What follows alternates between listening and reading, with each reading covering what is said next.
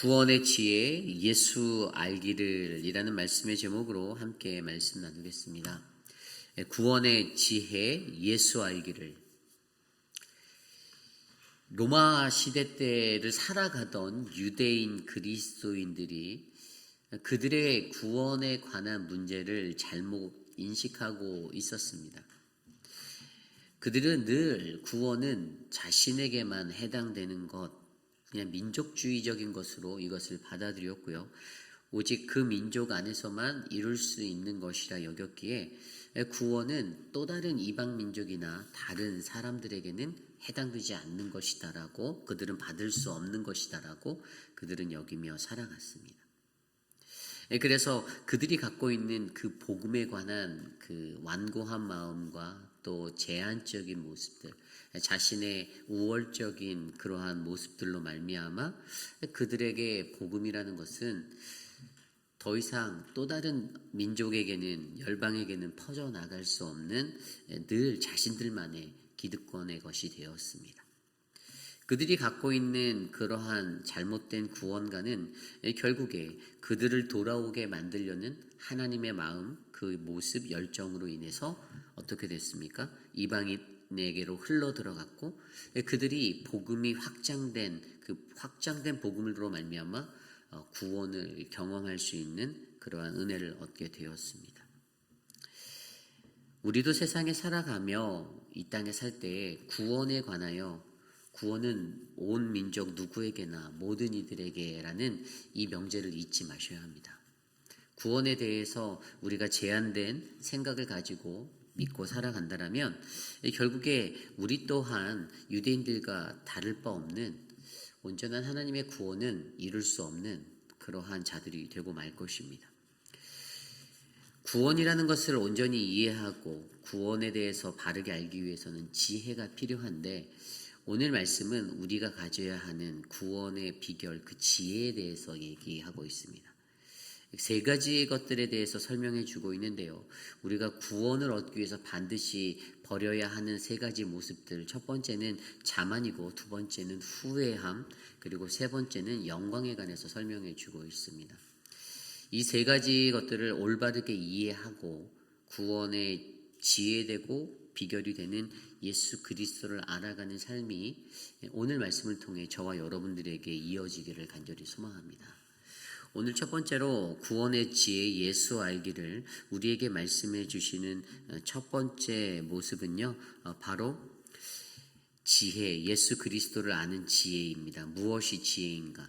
오늘 말씀 1절입니다. 형제들아, 너희가 스스로 지혜 있다 하면서 이 신비를 너희가 모르기를 내가 원하지 아니하노니, 이 신비는 이방인의 충만한 수가 들어오기까지 이스라엘의 더러는 우둔하게 된 것이다. 아멘. 오늘 첫 번째로 스스로 지혜 있다라고 생각하는 유대인들의 모습을 지적하며 설명하고 있습니다. 유대인들이 가지고 있는 스스로 지혜 있다는 그 모습을 다른 말로 하면 자만이다라고 얘기할 수 있습니다. 자만이 무엇입니까? 자만은 자기 스스로가 자랑하는 거잖아요. 내가 어떤 것을 하든지 간에 나는 자신감이 있어서 나에게는 부족함이 없다. 나에게는 자기에 관해서, 나 스스로에 관해서는 내가 스스로 자랑하며 잘난 체 하는 모습들을 우리는 자만이다라고 얘기합니다. 또 다른 용어로는 교만이다라고도 설명할 수 있죠. 근데 유대인들이 가지고 있었던 그 자만, 자기에 관하여서 스스로 자랑하고 잘난 체 하는 그 모습들 때문에, 예를 들면 신앙생활을 하다가 내가 예수를 몇십 년 믿었는데라고 말하는 그러한 모습들을 말하는 겁니다. 예수를 몇십 년 믿었는가가 우리가 살아가는 시대 가운데 중요한가요? 물론 오래 믿었다라고 하면 남에게 존경심을 받을 수도 있고 그런 생각이 들 수 있지만, 실제적으로 그 시간의 길이는 그다지 중요하지 않습니다. 내가 예수를 어떻게 믿었는가가 중요하지, 내가 예수를 얼마나 믿었느냐는 아무것도 안 된다는 것입니다. 예수님은 우리를 구원의 자리로 인도하시면서 너 예수 얼마나 믿었어? 네가 나를 몇 년이나 믿었니를 계산하지 않으신다라는 거예요. 그것은 정말로 중요하지 않습니다. 한나를 믿었어도 예수를 바르게 믿는 것을 그분은 원하신다라는 겁니다. 근데 50년, 60년을 믿었어도 바르게 믿지 않으면 당연히 지옥에 간다라는 사실이죠. 그것을 기억하셔야 합니다. 나의 자만이라는 거, 나 스스로에 관해서 자랑한다라는 거, 잘난 체 하는 것, 내가 옛날에 이런 것을 했는데, 사실 저도 신앙생활 하면서요, 자기 자랑하듯이 내가 옛날에는 뭐 어떤 일들을 했고 그런 말을 늘어놓는 분들 중에 제대로 신앙생활 하시는 분들을 제대로 보지 못했습니다. 목회생활 20년 가까이 해가면서 수많은 성도들을 만나고 수많은 분들을 만났어도 자기에 관한 자찬을 하고 자기가 이런 일을 했었다라고 말씀하시는 분들 중에 현재 커런트 상태에서 올바르게 신앙생활 하시는 분들 거의 못 봤어요. 거의 불문율과 같은 이야기입니다. 없더라고요. 그런 사람들은 늘 자신의 옛 영광에 쌓여서 살고 있습니다. 거기를 벗어나지 못해요. 내가 예전엔 이랬는데, 난 옛날에 이랬는데. 오늘을 살아가는 그리스도인들에게 요구되어지는 것은요, 오늘 유대인들은 스스로 지혜있다라고 생각했잖아요. 그들이 스스로 지혜있다는, 나는 다 알아. 나는 너무나도 명쾌하게 모든 것을 잘 알아. 내가 얼마나 많은 것을 경험했는데, 내가 예수를 어떻게 믿었는데, 내가 예전에 교회에서 어떤 일들을 감당했는데 라는 생각들이 자신들을 감쌌다라는 겁니다. 자기의 것들로 가득가득 채워진 그 지혜가 결국에 뭐라고요? 이 신비를 너희가 모른다라고 말하잖아요. 가장 중요하고 반드시 알아야 할 무언가, 그 신비스러운, 그 비밀스러운 것은 볼 수가 없고 보지 못하면서 오히려 그들은 스스로가 자기의 충만함으로 살아가고 있었다는 것입니다. 그렇다면 우리는 스스로 지혜 있다라고 말하는 사람들이 도대체 무엇이 지혜인지를 바르게 알아야 한다는 것이죠. 도대체 무엇이 지혜입니까? 여러분들 스스로도 예수를 믿으면 나는 지혜 있게 예수를 믿는다라고 말씀하실 수가 있는데 여러분들이 생각하는 지혜가 뭔가요? 내 IQ가 150이 되고 EQ가 더 높아서 그래서 예수를 막 눈치 빠르게 잘 믿고 뭐 이런 것을 말하는 겁니까? 아닙니다. 우리가 예수를 믿는 것에 있어서 그리스도인을 살아갈 때 하나님을 믿는 백성으로서 우리에게 가장 큰 지혜는 바로 예수 그리스도라는 사실을 기억하셔야 합니다. 고린도전서 1장 24절 말씀에 오직 부르심을 받은 이에게는 유대인이나 헬라인이나 그리스도는 하나님의 능력이요 지혜라고 설명하고 있습니다. 하나님의 말씀입니다. 하나님이 말씀하실 때 그분이 말씀하시는 하나님의 지혜 되시는 분은 다른 것이 없어요. 그냥 예수 그리스도 그 자체입니다. 그러므로 오늘 이 시대를 살아가는 우리에게 나에게 무엇이 그 지혜인가, 무엇이 그 신비인가를 여러분들이 확인하고 싶다면 내가 예수를 안고 있는가, 내가 예수를 가지고 살고 있는가를 점검해 보시기를 부탁드립니다. 유대인들은 예수가 없었습니다. 예수 그리스도가 없었어요. 기다리기는 기다렸죠. 그런데 눈앞에 나타난 예수조차 알아보지 못하는 어두운 눈과 어두운 마음을 가지고 살았던 자들입니다. 스스로는 모든 것이 종교적으로는 다 갖췄다라고 생각하고 종교적 자랑으로 살았습니다. 그런데 그 종교적 자랑은 그저 도덕적인 것에 지나치지 않고 율법적인 것에 지나치지 벗어나지 못했습니다. 하나님이 원하시는 것은 저와 여러분들을 통하여 율법적인 인생, 도덕적인 인생을 살기를 원하시는 것이 아니라 진정으로 예수 그리스도를 아는 사람으로 이 땅에서 살아가기를 원하신다는 것입니다. 우리 안에 예수가 있는데 내가 어떻게 교만할 수 있고 내가 어떻게 자만할 수 있겠습니까? 내가 어떻게 모든 것들을 다 주장하듯이 말할 수가 있겠습니까? 교회 사역을 하다 보면 어떤 일들이 있냐면요. 남들이 무언가를 한 거에 대해서 평가하는 그러한 일들이 있을 때가 있습니다. 주방일에서 그런 일들이 많이 일어나죠. 밥을 했으면 저 같으면 주는 대로 감사함으로 먹으면 되는데 이것이 맵네, 이것이 짜네, 뭐 이것이 어떻네, 뭐가 없네, 졌네, 이러쿵 저러쿵 가르쳐야 한다라고 생각하는 분들이 계십니다. 안 가르쳐도 됩니다. 주시는 대로 먹으면 감사하면 되는 것입니다. 그 감사라는 기본이 없는 자들이 꼭 그것에 대해서 이야기합니다. 오늘 이 시대를 살아가는 저와 여러분들에게도 구원의 지혜이신 예수 그리스도를 알기 위해서는 바로 이 자만에 대해서 생각해 보셔야 합니다.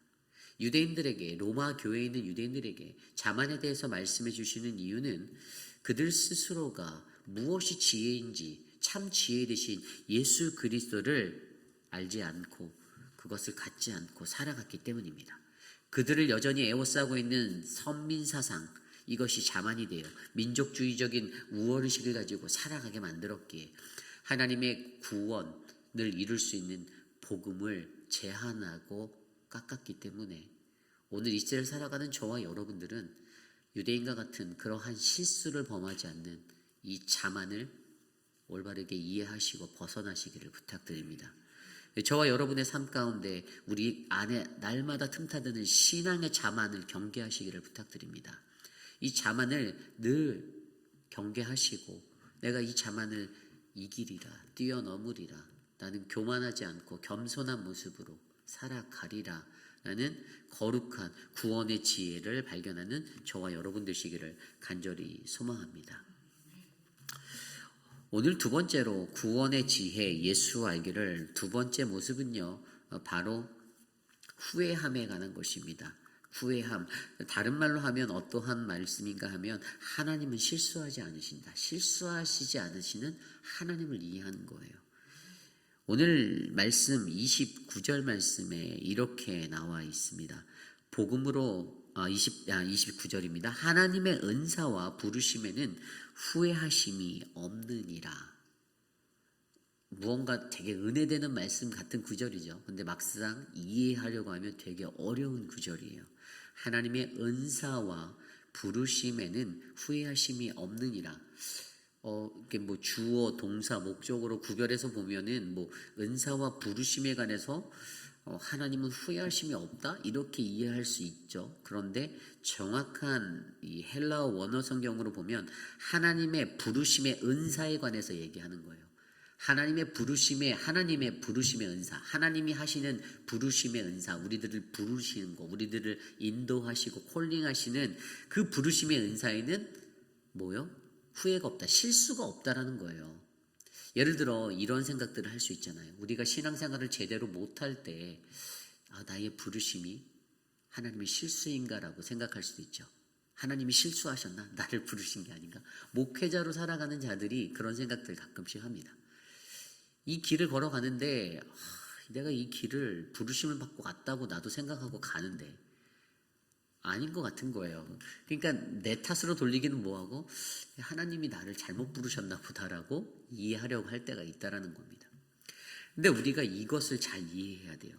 하나님이 실수하시는 분이십니까? 아닙니다. 하나님은 절대 실수하시는 분이 아니에요. 우리가 이것을 이해하려면 두 가지를 생각해야 되는데, 첫 번째는 제가 전에도 말씀으로 설명드렸지만 이 은사라는 것에 대해서 생각을 해보셔야 돼요. 헬라어로 은사는 카르스마타라는 단어를 썼다라고 해서 카르스마타. 근데 이 카르스마타는 어느 어원에서 왔다고 했죠? 카리스라는 은혜라는 단어에서부터 파생돼서 나왔다고 했잖아요. 은사라는 단어가. 그래서 제가 지난번에 설명드린 것이 은사는 은혜 받음의 기준이 된다라고 제가 말을 했어요. 은혜 받은 자가 이 은사를 가질 수 있다라고 했어요. 그러니까 은혜 받지 못한 채 은사가 있을 수가 없는 거예요. 내가 하나님께 은혜를 받은 자만이 하나님이 내게 주시는 다양함의 각각의 모습에게 다르게 부여해 주신 그 은사를 가지고 살아갈 수 있다는 것입니다. 하나님의 은혜 없이는 이 은사가 이루어질 수 없는 거예요. 근데 우리들이 이 은사를 이해해야 되는데, 이 로마 교회 때 이 교회 안에 은사에 대한 역할들에 대해서 편견과 오해가 넘쳐났다라고 설명드렸잖아요. 우열순위가 생기게 된 거예요. 어떤 은사가 더 뛰어난가, 어떤 은사가 더 높은가를 교회 안에서 그들이 쟀다라는 거예요. 방언하는 은사를 하는 사람이 레벨이 높은 축에 속하고, 다른 은사를 가진 사람들은 낮은 쪽에 속하고, 이런 희비가 엇갈리는 신앙생활이 로마 교회 공동체 안에 일어나게 되었다는 겁니다. 왜죠? 그들이 은사에 관한 기준을 하나님께 은혜 받음에 두지 않았기 때문입니다. 그냥 역할적인 롤적인 것에 대해서만 판단했고 기능적으로만 여겼기 때문에 이러한 어긋난 생각들이 그들에게 자리 잡았다는 겁니다. 어떠한 은사든지 하나님이 모든 이에게 다양하게 그들에게 맞는 은사를 다 주셨습니다. 그것은 하나님의 공평함입니다.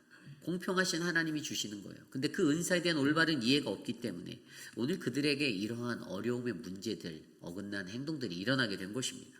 그런데 여기에 한 가지 더 우리가 생각해야 하는 것은 바로 이러한 것을 우리에게 주신 하나님, 불러주신 그 부르심의 은사를 주신 그 하나님이 갖고 있는 그 부르심이 이게 잘못됐냐 잘못되지 않았냐, 근데 후회하심이 없다라고 표현하는 이 단어, 헬라어 단어로 아메타 멜리토스라는 단어가 사용되는데요. 후회하심이 없다라는 단어, 이거는 취소할 수 없는, 돌이킬 수 없는 이거예요. 이 단어가 동일하게 사용된 성경을 찾아보면 창세기 6장에 나오는 히브리어 단어가 이 아메타 멜리토스라는 단어로 번역됐는데, 창세기 6장에 어떠한 내용이 나오냐면요, 창세기 6장에 인간이 창조된 후에 하나님께서 이 땅에 사람들을 지으시고 한탄하사 마음에 근심하셨다라는 이 단어가 있어요. 같은 단어로 사용된 건 아니야. 죄송합니다. 같은 단어로 사용된 게 아니라 똑같은 후회의 의미로 사용되었지만 다른 의미로 사용된 것을 말씀드리는 거예요. 창세기 6장에 나오는 하나님께서 인간을 창조하시고 그들을 지으심을 한탄해하신 모습이 나와요. 후회하셨다고 나와 있어요. 그런데 여기는 히브리어 나함이라는 단어인데, 이 히브리어 나함이라는 단어는 자기 자신의 실수를 후회하지 않으려는 거, 그러니까 나에 관한 그런 인간에 관한 것들이 되는 거예요. 인간이 결정한 것에 대해서 자기가 후회하고 인간이 느끼는 후회심에 대해서는 히브리어 나함이라는 단어가 사용되어지는데, 하나님께서 어떤 것을 후회하는 어떤 모습의 표현으로서 오늘 쓰여진 아메타 멜리토스라는 이 단어는, 이것은 하나님이 결코 후회라는 것을 하지 않으시는, 실수하지 않으시는, 그의 행위에 대해서는 돌이키지 않는 그러한 분이심을 나타내고 있습니다. 다시 설명하면 인간은 늘 자기의 것을 후회하나 하나님은 결코 자신의 것에 대해서 실수하지 않는, 후회하지 않으시는 분이라는 것을 나타내는 비교의 단어입니다. 창세기 6장에서는 인간을 창조하고 하나님이 후회하셨다라는 것은요, 그것은 자신의 실수 자체에 대해서 후회가 아닌 그냥 그 상대방들, 자신이 지은 그 존재가 그것대로 살아내지 못하는 것을 보고 유감의 뜻을 나타내는 그러한 모습일 뿐이었습니다. 결국에 오늘 이 시대를 살아가는 우리들이 이 후회에 관한 정확한 이해를 하셔야 돼요. 인간적으로 인간이 무언가를 실수했을 때 후회하는 것과 하나님께서 후회하는 것은 다르다라는 것입니다. 하나님께서 후회하시는 것은 여기에서 성경에 쓰인 대로 부르심에는 후회하심이 없다라는 여기의 후회는 하나님이 자신의 한 행동에 대해서 내가 실수했구나라고 받아들이는 것이 아니라는 거예요. 그냥 우리들이 인간이 느끼는 것처럼 내가 실수했으니까 나는 후회한다, 이런 것을 느끼고 살아가는 것이 아니라는 것입니다. 결국에 오늘 그 말씀을 토대로 하나님의 부르심의 은사, 우리를 부르신 모든 것에 있어서 하나님은 절대로 후회하지 않으신다, 실수하지 않으셨다라는 것을 우리가 이해하셔야 된다는 것이에요. 인간이 갖고 있는 후회에 대한 기준과 하나님이 갖고 있는 후회의 기준이 다르다는 것을 우리가 이해하셔야 합니다. 그래서 결국에 우리가 이성으로는 잘 이해할 수 없는 그러한 단어이긴 하지만, 결국에 그럼에도 불구하고 오늘 이 시대를 살아가는 저와 여러분들이 구원의 지혜 되신 예수 그리스도를 알기 위해서는 하나님의 부르심에는 절대로 실수하지 않으시는 하나님이 있음을 기억하셔야 합니다. 저를 부르신 것도, 여러분들을 부르신 것도 하나님이 실수하신 게 아닌 겁니다. 유대인들을 부르신 것도, 이방인들을 부르신 것도 하나님은 실수하신 것이 절대 아닙니다.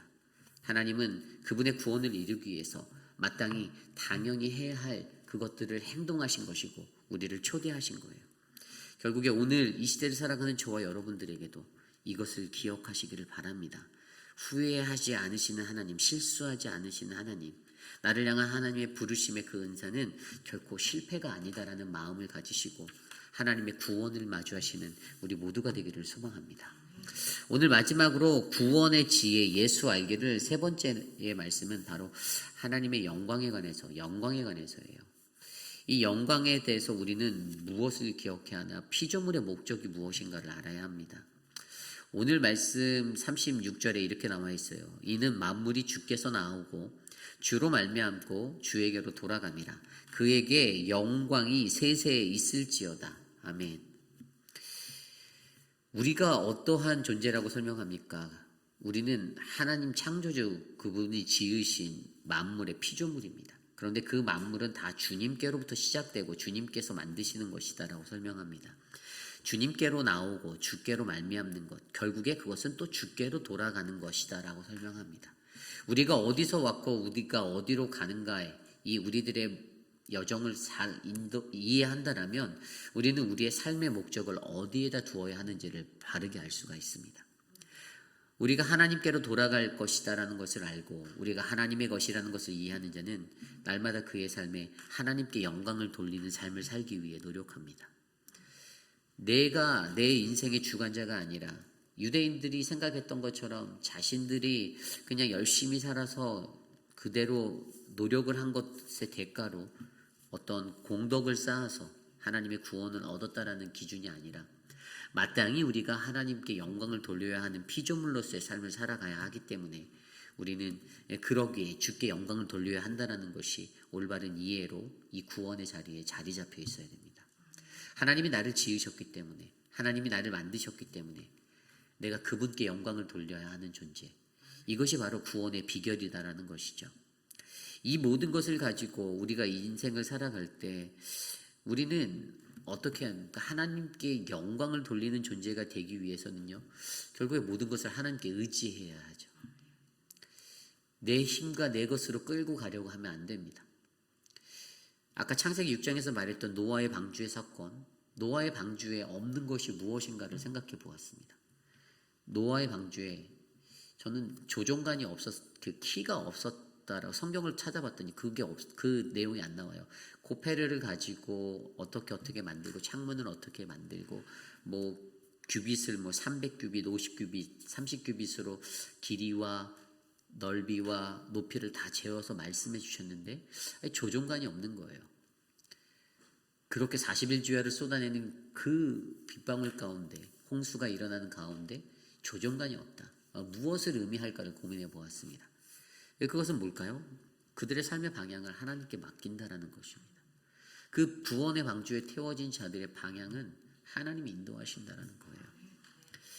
하나님이 선장 되시고 주인 되신 그분이 우리의 교회, 우리의 가정의 주인 되시는 선장 되시는 그분께 우리의 교회와 우리의 가정을 내어 맡겨야 한다는 것입니다. 그것이 바로 영광된 삶입니다.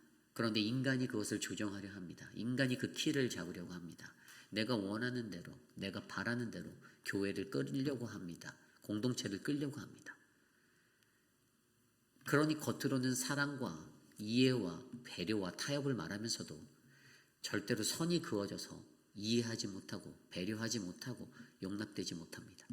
내게는 사랑이 되는데 내게는 로맨스가 되는데 저들에게는 불륜이 되는 것입니다. 왜일까요? 나의 기준으로 생각하니까요. 하나님의 용서가 화해가 필요하다라고 말은 하면서 공동체 안에 용서도 없고 화해도 없습니다.